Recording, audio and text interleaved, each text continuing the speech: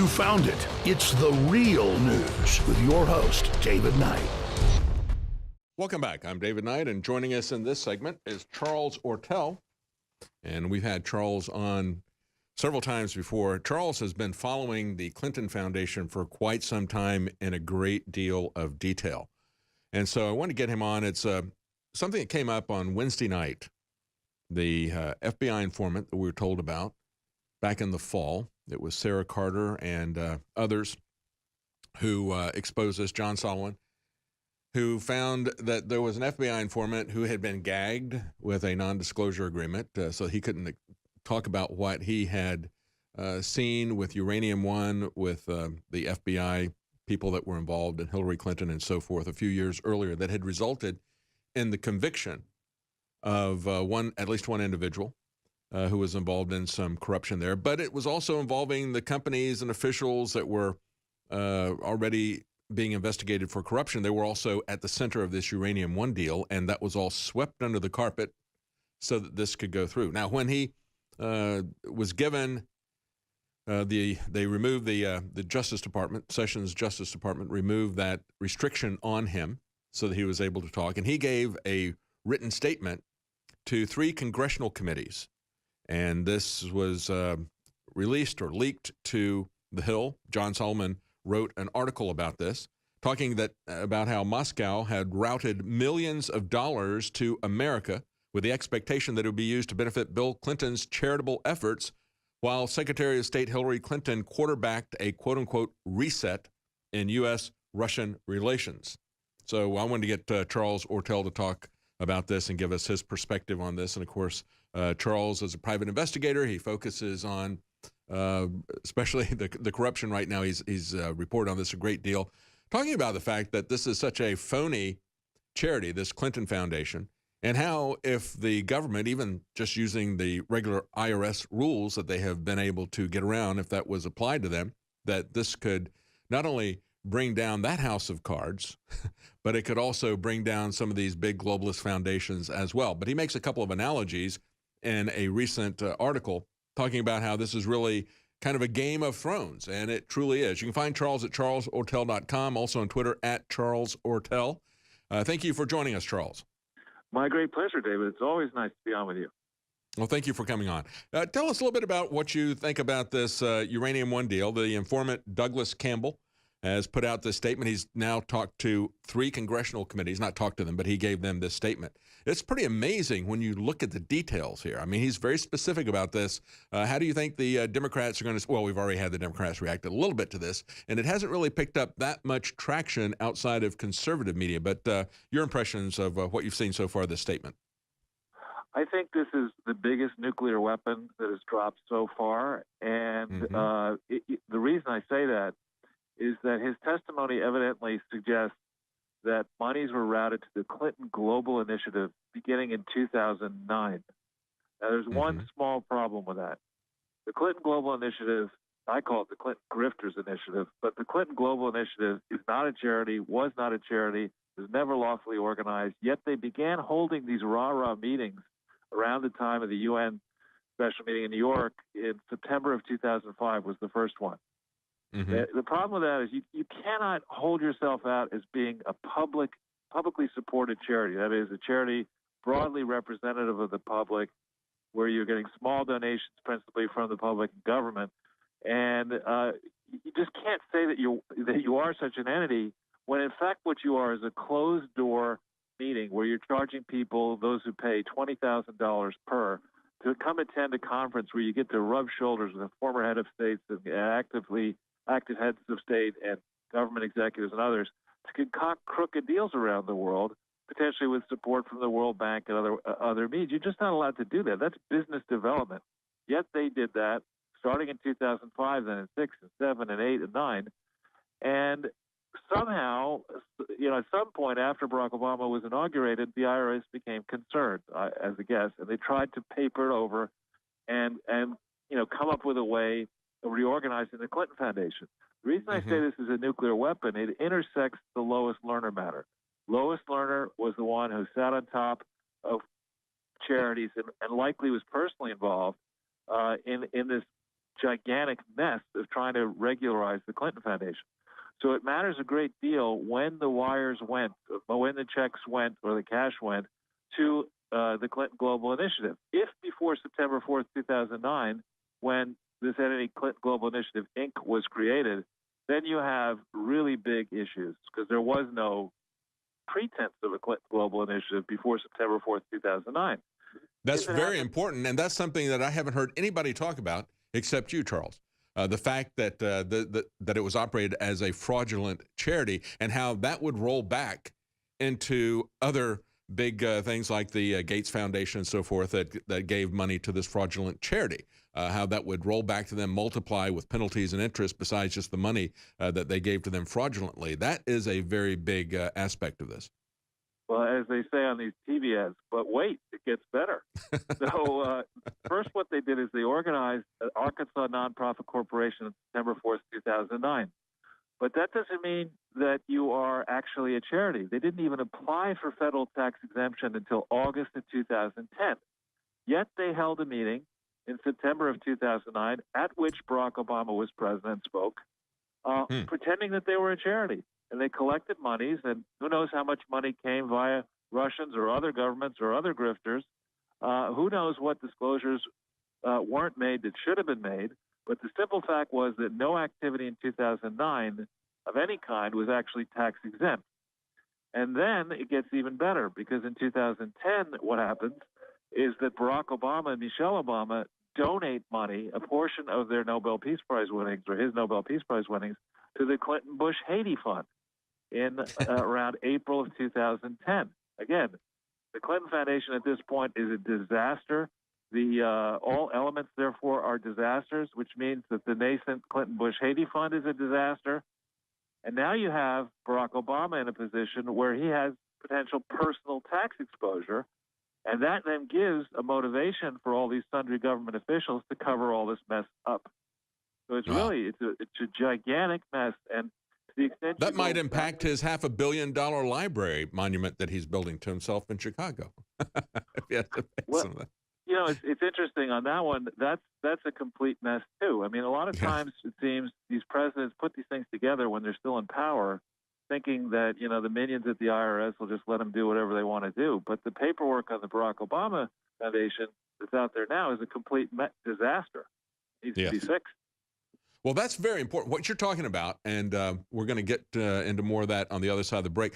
What people are focusing on right now with this Uranium One testimony from Campbell is the pay-for-play aspect that seems to be clearly in view here, as well as the Russian collusion, which is exactly what they've been trying to push onto other people. Talking about the Russian nuclear executives are boasting with him in meetings that he is attending as they're being monitored by the FBI. They boasted, it said in vodka-fueled meetings, how weak the U.S. government was to give away its uranium business and how they were confident that the Russians would get the strategic advantage it was seeking over the United States in the uranium market. So there's your Russian collusion. There's your pay-for-play. But there's another aspect, and we'll be back with Charles Ortel. Welcome back. I'm David Knight, and we're talking to Charles Ortel. And again, he has looked at the Clinton Foundation in great depth, as well as the Clinton Global Initiative. And, Charles, as we're looking at this, I'm looking at the article from The Hill, trying to get a timeline on here, because you made a very important point. They're kind of focused on the Russian collusion, the cover-up of the corruption, so they could get this passed by the CFIUS group, which is basically would look at security issues for foreign commercial transactions. And that was a committee that had members from the State Department. Hillary Clinton had the Department of Justice and others sitting on that board. So they were involved in this decision.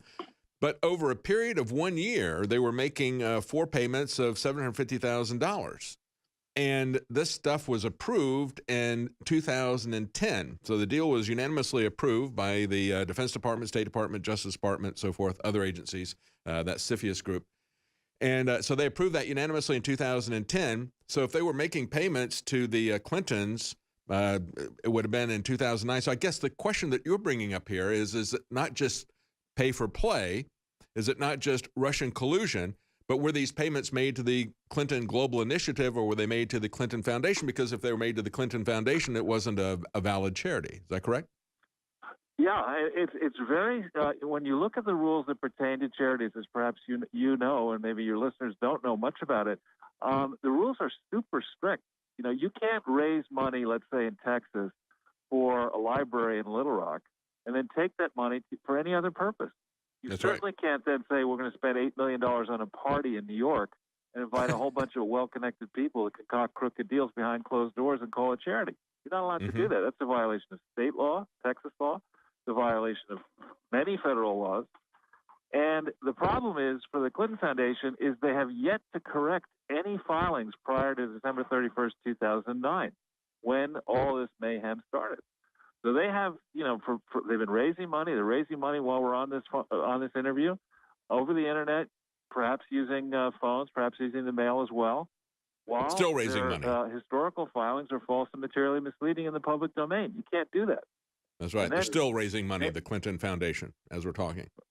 Yeah, and then more narrowly focused on the Clinton Global Initiative. That is what I call a false front charity. You know, you get people in a room and you tell your people, you know, the various crooked people, yeah, sure, write me a check for the Clinton Global Initiative for, as you say, 4 payments of $750,000. And then the big trick is, you know, do you deposit that in the Clinton Foundation accounts at all, or do you just cash it at a crooked bank? Yeah. And there's every sign in these Clinton Foundation filings from inception through December 31st, 2009, and of course afterwards too. But in the early period, there are no controls. There are no independent directors. You know, the IRS and the Department of Treasury in this time frame would have had the ability to check and see what foreign bank accounts the Clinton Foundation had declared around the world. They have you mentioned the Canadian connection. They've been operating this joint venture with Frank Justrup in Canada. There's no mention of a Canadian bank account in the 2007, 8, 9 filing. And you have to provide incredibly rigorous details on all of your foreign bank accounts under your control. They've never done that, as far as I can tell from the public domain. So you have the Clinton Global Initiative inside the United States as one receptacle for bribes and crooked cash. And then you have the Frank Juster thing up in Canada as another receptacle. Who knows what sort of people actually may have sent money up there? They hide behind that. You're not allowed to do that. But yes, they did it. And what makes it really big, if you focus on charity fraud first and tag people for charity fraud, then Hillary has major problems because she was Secretary of State. And she didn't probably disclose any of these payments to the foundations over which she was in a position to exercise influence, as needs to be disclosed. She never did that right. And you can't, well, of course, she violated all these national security laws as well. And there's no question about that, but they just give her a pass. I mean, that's the key thing when we're looking at this. And let's just contrast this a little bit to the case that the Democrats are trying to make of Russian collusion and obstruction of justice. What they're saying is that there were basically two aspects of the way they were trying to move forward on this. One of them was the dossier. They said, hey, we got this, and we've talked about this at length in the wake of the memo, using that opposition research paper that was funded by the Democrats to falsely obtain a FISA warrant and so forth. And then after that's been exposed, they say, yeah, but we still got the Trump Tower meeting with Natalia Veselnitskaya. And yet there was nothing given. And as Alan Dershowitz had pointed out, even if this was, even if there was something that had been done for them in terms of getting rid of the sanctions associated with the Magnitsky Act and so forth afterwards, it'd be very difficult to prove that there was any kind of quid pro quo, that there was a pay for play. I'll give you this, and then in return you give me that, because you can do things for people who support you. That's what politicians do all the time. People give them money, and then later on they do favors for these people who have given them money, and they don't go to jail because there is no pay for play. You're just doing favors for people that you just happen to like, right? But you have to prove that pay for play. Now, we've got a guy here who is, and of course, as Alan Dershowitz points out, nothing was ever given to them anyway.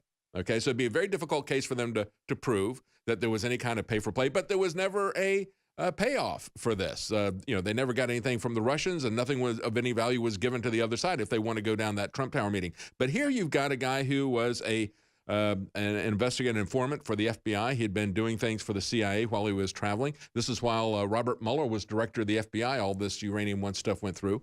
And he is looking at this and says that Russian nuclear officials, quote, told me at various times they expected APCO to apply a portion of the $3 million annual lobbying fee it was receiving from the Russians to provide in-kind support for the Clintons' global initiative, end quote. So there's your pay-for-play right there. Exactly. And, how many other transactions are there like that? I mean, it's just...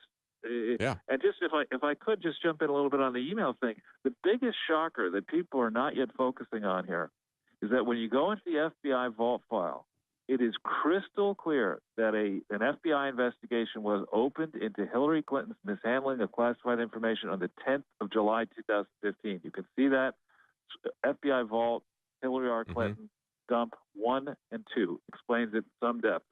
And then it is also clear in the FBI vault file, a different one, if you punch in affidavit, you find out that by February of 2016, the FBI and State Department both knew, February 2016, before the primaries were over, that of the 30,490 emails turned in by Hillary Clinton, 2,115 contained classified information at various levels.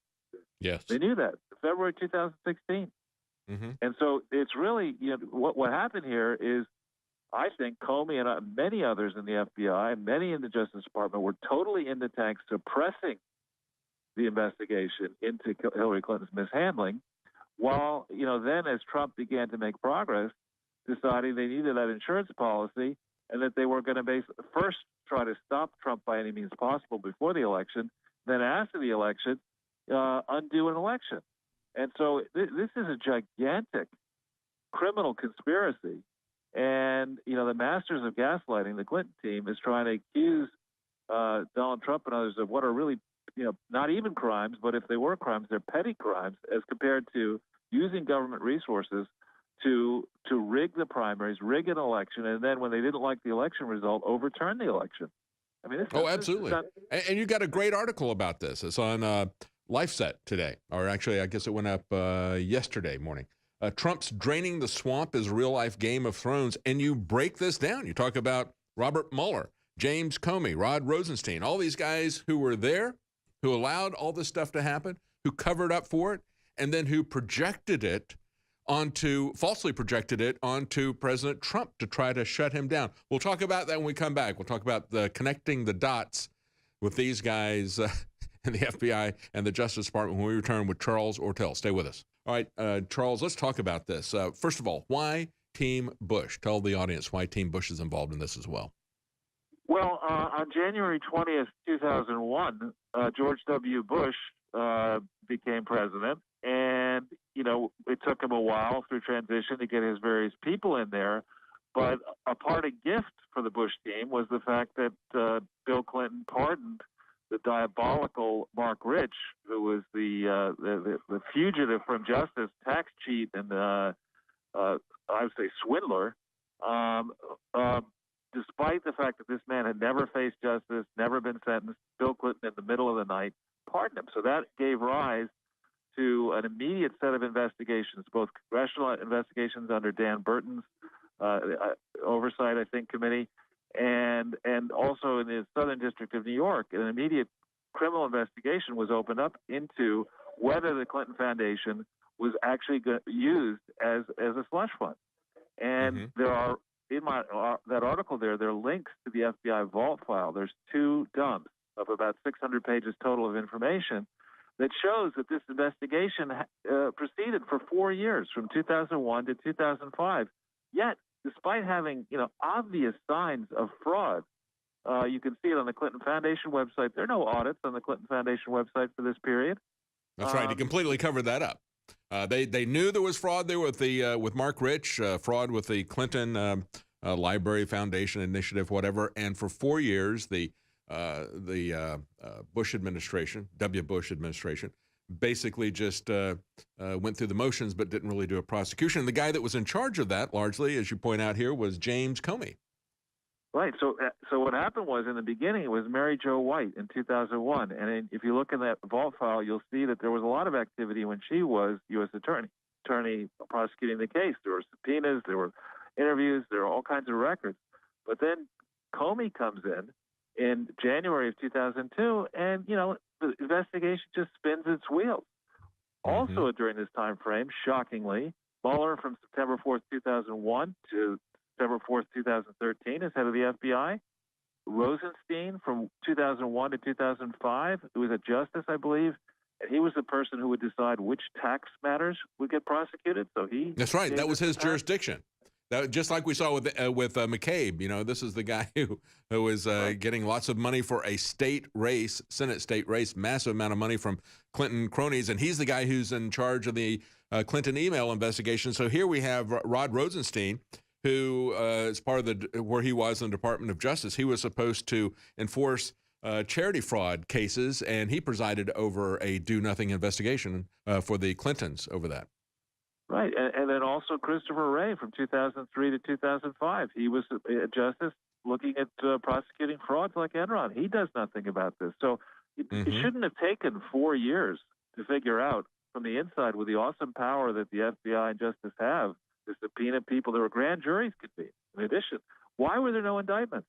Why does everything spin its wheels? And there has to be a record of all this in the FBI, real records, and there has to be a record of this in the IRS files. And guess who was sitting on top of all the IRS files from 2001 to 2013, mid-2013, pertaining to charities? Lois Lerner. So, I mean, this is I'm actually a private investor, and I've been doing investigative journalism, but I'm certainly not somebody, a 20-year veteran special agent of the FBI who would know what's missing from the files. I mean, and you were able to do that. You were able to do that with less information than they had. I mean, with what was in the public domain, you were able to do that because people with law enforcement investigative powers, they can get to documents that you're not going to be seeing, but it's there in open, plain view for the public to see if they want to look. Right. Yeah, and so absolutely amazing. I mean, to me, David, there's no question this is the largest set of unprosecuted charity frauds in history. But the remaining questions to me are how many people still working in the FBI and the IRS and the Department of Justice knew of these frauds and elected to give them a pass and cover them up and maybe gain advantages over people connected with the frauds. I mean, this reeks to high heaven. And as we get rid of one of these guys, the next guy to come in and take his place is also knee-deep with the Clintons as well. Comey goes, and we get McCabe, who's knee-deep with the Clintons. He has just now resigned, but, he was acting director for a while. They put in Christopher Wray, and as you point out, he's involved in all this. So we got Mueller, we got Comey, we got Rosenstein, we got Christopher Wray. All these guys, it's like you get rid of one of them, and the next person, it's like the Clintons not only have a global initiative, but it seems to have globally affected everybody in D.C. It's been on the take with these people. Right, and so I think from public reports, I think that our federal government has been taking action, and I'm hopeful that things will happen. But it's time to gin up. The state of Texas Attorney General could do something about this, and attorneys general, particularly in red states. South Carolina has very tough charity laws. The filings for the Clinton Foundation in South Carolina are abysmal. They're obvious fraud. Same in Georgia. Many states. If the feds are not going to move on this, the states are going to have to move on it. And I know international governments are watching this very, very closely. Wow. Yeah, that's absolutely. It's very interesting because there's so many different layers of this.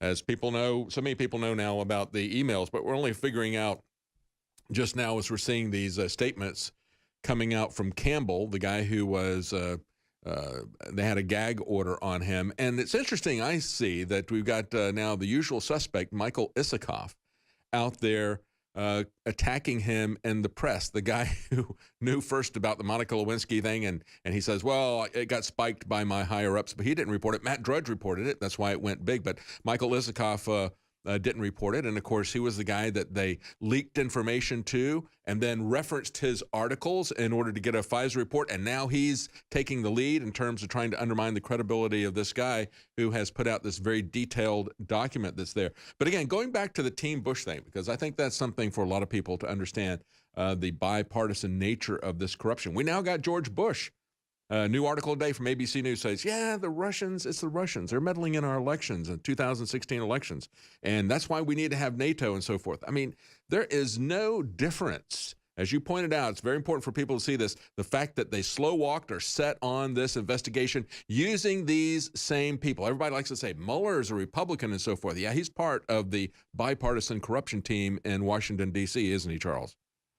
Absolutely, and I can leave you with one thought. I have the hidden agreement dated November 18, 2004, that wherein we the people were defrauded by the Clinton Foundation. They made false representations about the state of the Clinton Foundation. It was in a diabolical shape. It had begun promoting HIV/AIDS drugs around the world with no authority, and that agreement alone would sink the Clinton Foundation, and people should have seen this. It's in our National Archives. It was an agreement with our National Archives. Why has nobody done anything about this since November 18th, 2004? It's absolutely amazing how it is taking a very long time, and it is causing us to worry that maybe they're just preparing the public, giving us a little bit of this at a time and dripping it out, kind of like they dripped out the Ed Snowden leaks. Let's hope that that is the case, because we saw very quietly just before Christmas, we saw the Justice Department come out and say, we're going to go after certain individuals and we're going to confiscate their income. In other words, treating it like a RICO statute, which I've seen that abused a great deal, but applying that to international organizations. And a lot of the people they specifically named, at least half of them, had close ties to these Clinton structures. So perhaps that's the way they're going to come after them. But thank you for joining us, Charles Ortel. You can find him on charlesortel.com and Twitter at Charles Ortel. Thank you, Charles. Very interesting. Somebody's got to pick that ball up and run with it. My pleasure, David. Thank you. Thank you. Yeah. If anybody's listening, here's how you get the Clintons. All right. Thanks for joining us today. You found it. It's the real news with your host, David Knight. The scientists at InfoWars Life have created a powerful formula for inflammatory support and joint support. Discover the power of ancient medicine with Bodies.